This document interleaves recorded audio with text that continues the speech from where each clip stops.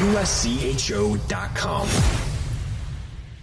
This is the USCHO Game of the Week podcast from US College Hockey Online at USCHO.com. An in-depth look at this week's top college hockey matchup and a preview of the other big games. Welcome to the USCHO Game of the Week podcast for Thursday, January 13th, 2022. I'm Ed Trefzger alongside Jim Connelly. This podcast is brought to you by DCU, Digital Federal Credit Union. What will DCU mean to you? Find out today by visiting dcu.org. Membership required. Well, one of the top matchups on the calendar this weekend, Jim, has number 18 Harvard taking on number 2 Quinnipiac. And joining us now in the USCHO Game of the Week podcast is the head coach of Quinnipiac. That's Rand Pecknold. And Rand, it's been a while since you've seen the ice. I know that, coaches don't like long breaks. You've had a very long one right now. Nice to get these guys back out in actual game form this weekend. Yeah, it's been unfortunate with COVID, everything going on, but it's the battle we fight. And I didn't want to stop for break, in December anyways. We were humming pretty good and rolling, and our habits were outstanding. The buy-in was outstanding. So, I think if I'm not mistaken, I think it's 34 days in between games for us. So, we just got we got a tough task in Harvard tomorrow night. So we got to be ready to roll and get those habits reestablished. Obviously, some of those days were days that the players weren't with you, that, you're on a holiday break. But since you've been back, what have you been doing to kind of keep guys interested? I assume practice every day is not the most engaging part for a college player. No, not at all. No, I think they're kind of tired of me. So we've done a bunch of small games. We do small games days or different things. We definitely gave them, probably more days off than they normally would have had in January when there's no classes in session. And when I could, if my assistants were not recruiting, I had Joey and Corbs run practice. So they didn't have to hear my voice. I think they're getting tired of me. So, there were some days I just said, you got the whole thing and let them run with it. They're phenomenal assistants. So, we just try to mix it up a little bit as best we can. I'm going to run through a few of your players here that have had some great seasons to this point. And I'm going to start with maybe, at least for an outsider, kind of a big surprise, your goaltender, Yanni Perez. He wasn't supposed to start the season as you had Dylan St. Cyr transferring in from Notre Dame, but if I remember right, he wasn't ready to go for the icebreaker. Perez gets in, and now he has pretty much the best statistics in the entire country. Is this as much a surprise to you as it maybe is to some of the other people there in the college hockey world? Yes and no. Like we really liked Yanni. We got him out of the junior Bruins, and he went to Penticton, and we really liked him. We knew he was going to be a one at some point in his college career. So we thought he's going to be a big time goalie at this level. It's probably sooner than we thought, for sure. But you just can never predict with goaltending. And Dylan's been really good too. He looks great in practice. And Dylan got hurt like right before the main exhibition game, and so he was out. And Yanni stepped in for that game at a shutout, and then he played really well against BC. We tied 2-2, and then he shuts out Northeastern. And then, anyway, but we're fortunate. We've got 2 great goalies, 2 kids that can win games for us, and we're trying to, sort it all out as we move forward, but it's a really nice problem to have.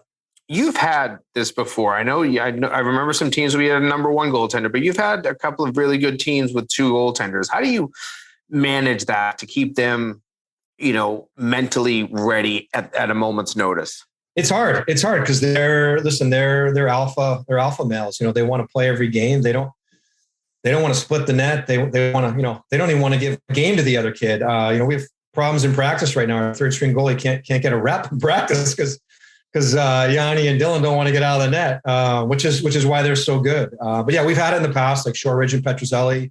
You can go way back when I had Holden and Eddie. I mean, they were 2 of the 2 best goalies in Atlantic hockey, and I had both of them. They're only a year apart, so you just try to manage as best you can. I do think in all those situations, the guys have handled it really well, and in the end, they want to win, and they're good kids, and they're selfless. And but it's a hard situation to be in. But at the same point, we're getting ready for BC Northeastern open up the year, and Dylan goes down. It's great to have 2 good goalies, so another kid you can rely on for sure.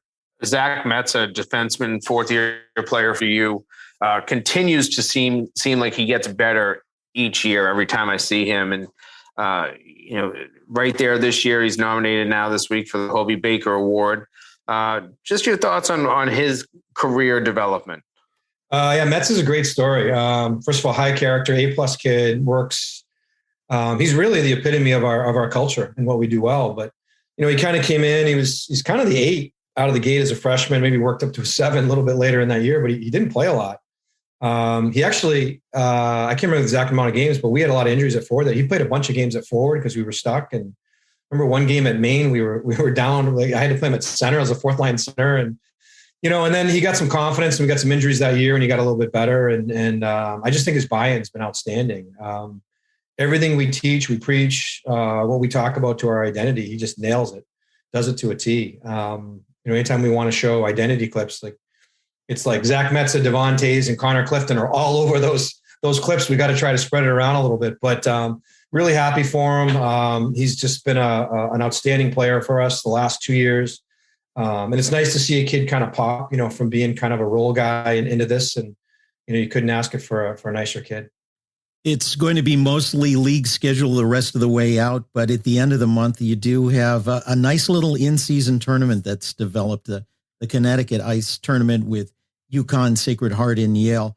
What are your thoughts about that tournament? You've been through that. What does that mean to Connecticut to have a high-level tournament like that in season? Yeah, I mean, I was a huge proponent for it for years. Timmy Taylor and we talked about it so long ago, and we could just never get it off the ground. And it's finally, up and running. It's not the bean pot. I'm not saying it is, but who knows, maybe 40, 50 years from now it will be. But I think Connecticut needs it. I think it's great for youth hockey and for the fans in our state, and to get the four teams in our state together to play. And, all 4 coaches have been behind it, all 4 ADs. So we're looking forward to it this year. And hopefully, again, like I said, for this thing should run for the next 40, 50 years or longer. It should become a tradition. And I think it's going to really help boost youth hockey in the state of Connecticut. We can't help talking to coaches around college hockey without at least bringing up the topic of transfers. You certainly did well in that with a couple of key places, but how are you going to be approaching that going forward? Is this already putting a level of complexity on your recruiting and looking at next season, even right now? That's a great question. Honestly, it's beyond complex. It's hard to prepare. So we have 5 grad transfers, and then we have 8 seniors. So those eight kids, they can all come back, and they all, some of them want to go play pro, and they will. It's like, what kind of offer do you get? Do you go? Do you stay? A couple of them are going to have really good jobs lined up, and maybe it's time for them to move on to that. But it's just really hard for planning purposes. And if I can't give you an exact number, but if you look now at the amount of committed kids, there's a lot less committed kids right now than in years past, because I think a lot of schools are kind of waiting to see what's going to hit the transfer portal.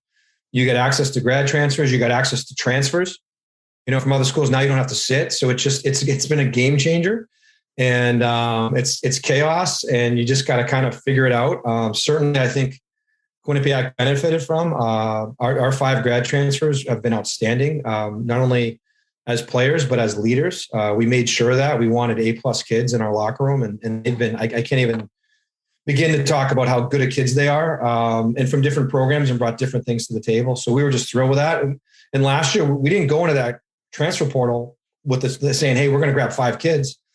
We thought maybe we'd grab 2, maybe 3. And then it just worked out that way. We had a couple kids towards the bottom of our roster that weren't playing a lot that kind of came and said, hey, I'm going to transfer to another school so I can get more ice time, which I completely understand. And we supported, and we helped them find other spots. But then now we got to go find players. So it's really in flux, and it's something that you can't really figure out until the season ends. And then and then the chaos begins, and, you see where when the music stops, where kids end up if they find in a chair sitting. Where you're located in Connecticut, you have some of the longer road trips in ECAC hockey, that trip up to the North Country and out to Cornell and Colgate. And you're going to have quite a stretch of road games together later on in the season. Are there some extra challenges with those long road trips, especially going up north? Honestly, Ed, I don't think, I mean, I know maybe they're a little longer than some other teams in our league, but our travel for the ECAC is cake, in my opinion, compared to what these kids do in junior hockey. It's nothing. It's nothing for them. And it's pretty easy for us. And it's, we do have the one trip to Clarkson, St. Lawrence. It's, 6.5, 7 hours in a bus. It's not bad. But I think our travel is the easiest of any of the 6 leagues. And, for us, the big thing is we're going to play 18 games in 44 days. We've had a lot of postponements due to COVID. And we just got to find a way to grind it out. And, certainly we've had a ton of practice. We don't need that much more practice time. We've had enough. So now it's going to be about, my guys are pro hockey players, and you're going to play, 6 games in 9 days or things of that nature. And, we just won't practice. And, but they'll be fine. We had to deal with that last year a little bit at the beginning of the season with COVID. And my guys, I thought, responded really well to it. We've got an older veteran team, and, our culture needs to kind of come through for us. Does this kind of test your depth, Rand, and maybe even, your off-ice strength and conditioning that you go through as well? I mean, all those hours you spend in a weight room, I feel like that this is the week or the month even really that this now becomes on display. Yeah, absolutely. It tests your depth a lot because, you're going to get injuries for sure. And you might lose some kids. Like we've got 2 kids out this weekend for COVID, for the Harvard game. But it's, nobody cares. No one cares from the other team. They don't care, so you got to go with what you have and you make it work. And I do like our depth this year. It's one of the deeper teams we've ever had. So that helps us a lot. And, we're going to have to find a way to make that work. In the end, my guys are fine physically. It's about mentally getting recharged, for that 3rd game on day 5. That's what we got right now. We got 3 games in 5 days. Like you got to be mentally hungry and ready to go and ready to win battles and ready to back check when you don't need to back check. Like that's a big part of being successful. Like you're not sure if you need to come hard or not come hard, but the way we teach it is we go hard every time. And if the play kind of dissolves, it's fine. You're back in good position that we can turn and go play offense. So I think the mental part of it's big. And I do like our mental makeup, and, it's going to be a nice challenge for us. Let's talk about Harvard as an opponent. Obviously the USCHO game of the week on Friday night. They've been a team that you guys have had some great games with over the years. They had a hot start this season, and they've been able to play some games since the break. So when you're looking at this, is there a lot about Harvard, or is this really more about yourselves and just getting legs back under you for the first time in a while and doing some kind of the things you need to do in your game? Yeah, I mean, first I'd just say about Harvard, like talent-wise, I mean, they're top 5 in the country. I mean, they are loaded. Their staff has done a really good job of recruiting. It's impressive the amount of talent they have. They might even be top 3. Obviously, I think everybody put Michigan 1, but it's an impressive. Like their second power play is great. I mean, just crazy talent.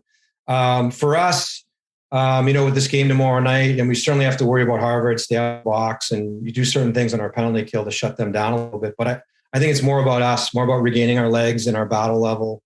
And in the end, our habits were so good the first half of the year, and we got rewarded time and time again because we had good habits. So it's about that 34, 35 day layoff, whatever it is. Like we got to get back in our habits right away, and not at the start of the second period. It's got to come at puck drop and be ready to go. If you want to beat Harvard, like you got to get up in their face and you got to win races and battles and take away their time and space.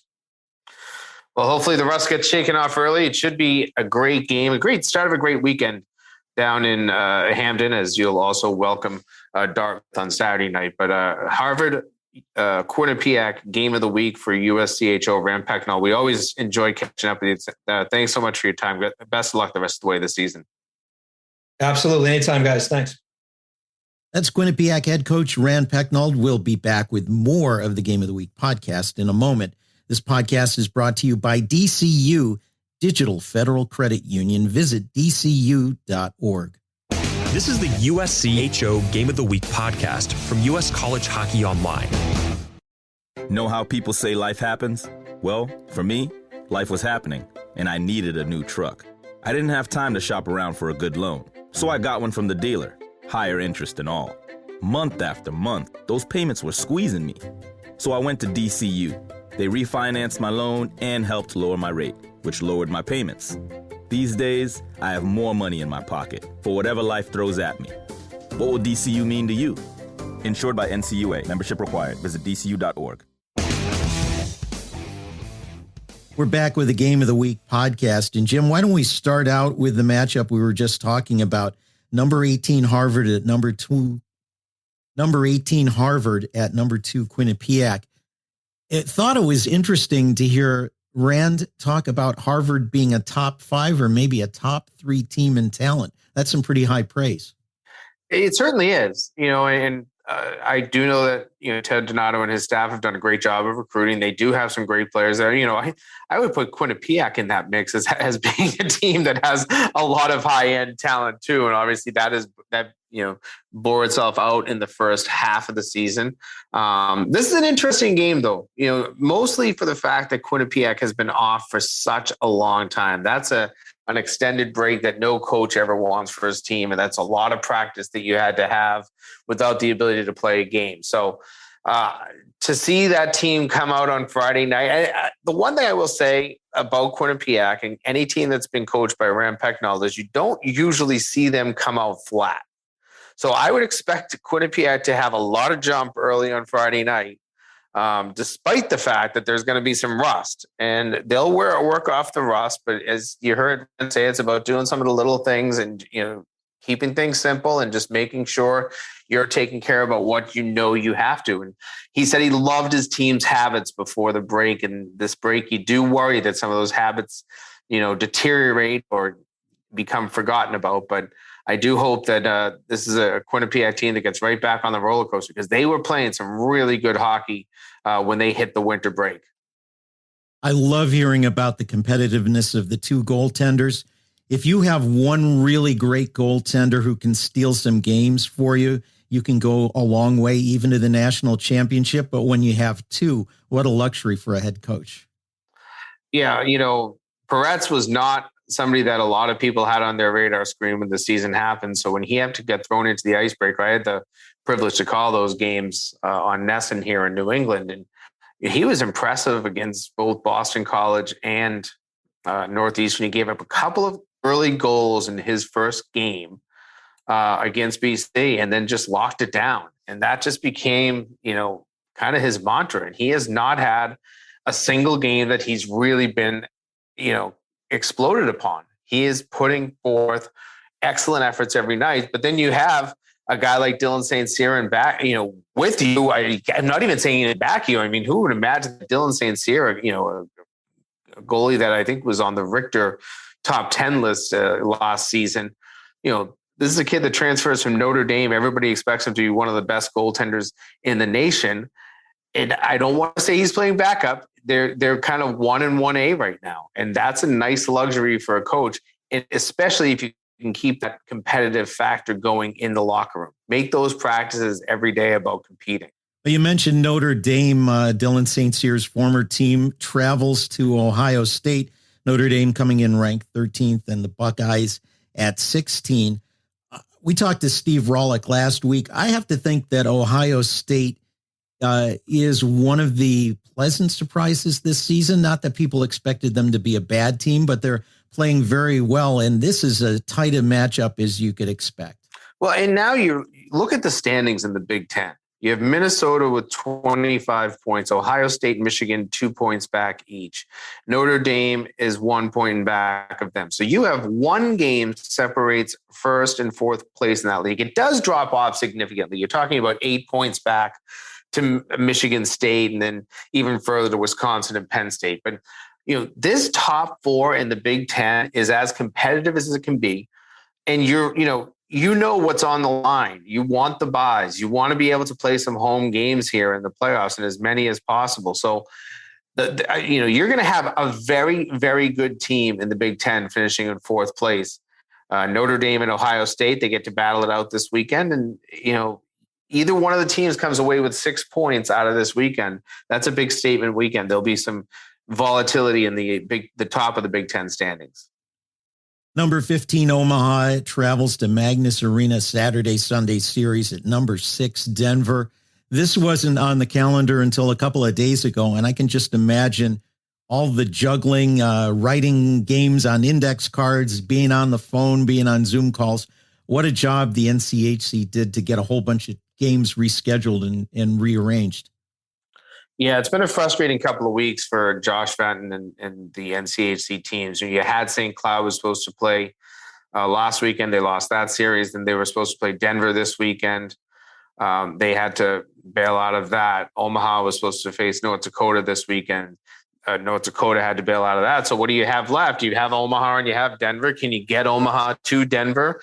It might take an extra day, and I think that's the way they looked at it. But they'll play Saturday, Sunday. The building was available. Might as well get something done, get some games accomplished, and then you can start switching other parts of the schedule so that there is still a competitive balance between the games that are played. But there's nothing easy about this, and the toughest thing about the NCHC as opposed to say Atlantic Hockey or Hockey East or the ECAC, you can't just throw a game on Tuesday night in there for, a single game in the NCHC. You've got to be moving teams around, as far away from Ohio all the way to Colorado. That's a lot of travel. You can't do it, on the fly and just play one game. You really need to be going out to these destinations for two games because the expense that's related to it, it's why the pod was so needed last year. And I don't know if in hindsight there was maybe a wish that there was another bit of a pod. I think, we heard Rand Pecknold say, it might have been after the interview when we were just talking to him, we kind of thought this was all over, and that we wouldn't have these cancellation and postponement problems. But now if you're the NCHC, you're really kind of flying by the seat of your pants, trying to find a way to get as many of these league games played as you can. Mike Gabinet has a really good team in Omaha, but since the beginning of the season, I've been very high on Denver. Got to think advantage Pioneers at home, especially the way they're playing. But, anything can come out of this, a split.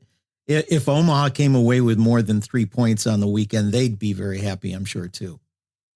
Well, I'm sure. And, very similar to the Big Ten, that there's not a lot separating. Omaha, if they were to get 6 points out of this weekend, would pop themselves likely up into third place and be possibly as close as a game out of second place and just a few games out of first. And so, again, these leagues right in the middle, this one more so the middle than the dead top, but you're talking about second and seventh place separated by 7 points in the NCHC right now. A lot of games in hand right now. There's, you've got some, imbalanced schedules because of some of these postponements, all those things hopefully are able to, come out in the end, but it's a little bit of a strange situation here that, getting these games played is the challenge. But once you get on the ice, you need to be able to come out and get points. Because if you go with a lost weekend here, you find yourself really moving down the NCHC standings. The last game we want to highlight is number 8 Minnesota hosting Alaska. The Gophers have already put now Carolina Hurricanes goaltender Jack LaFontaine well in the rearview mirror. And there's never a good time for a surprise like that. But if you were going to have it, having a non-conference series like this at home is a good time to be making the adjustments to new guys in net. Yeah, I mean, there'll be a lot of eyeballs on this series this weekend because people want to know what is happening with this Minnesota team. They haven't yet lost their other players that will be heading to the Olympics, but you're talking about basically zero experience. Nobody on the roster for Minnesota has started a college hockey game at this point. There's, a little bit of mop-up duty, but that's about all that, these goaltenders have seen. So it's interesting. You don't usually see this in college. You don't think of college as a league that a goalie especially bails mid-season. But that's the issue we have here. And that's, I think, why I'm watching this series. Alaska, too, they kind of did impress me last Friday. They went in and kind of shellacked Maine.